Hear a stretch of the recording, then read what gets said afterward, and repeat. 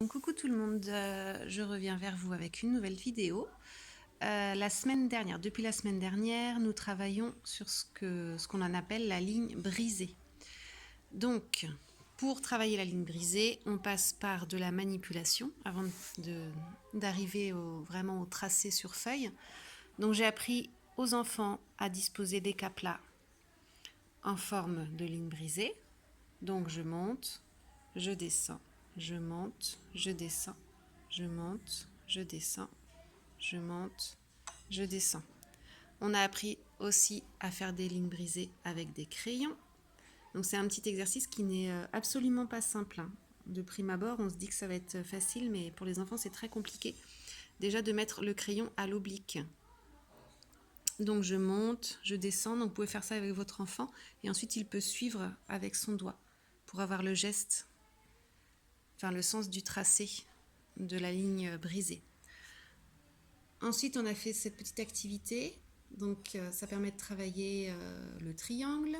Ça permet de travailler le repérage dans l'espace sur une feuille. Ça permet de bien apprendre à coller proprement.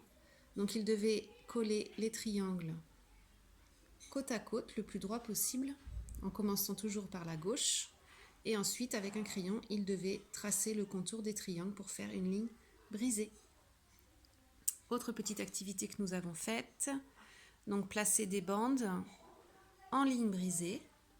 Donc avant de les coller, les enfants les ont posées, je les ai aidés si c'était mal orienté. Et en fait, tout ça pour arriver à l'écriture de certaines lettres. Donc le V, le Y, le Z, le X, le W, le N, le M et le K. Donc toutes ces lettres, et le A. Donc toutes ces lettres contiennent des obliques. Voilà à quoi sert la ligne brisée. Donc vous pouvez refaire ce petit exercice à la maison. Positionner des crayons, des cas plats, n'importe quoi, des pailles pour faire des petites montagnes.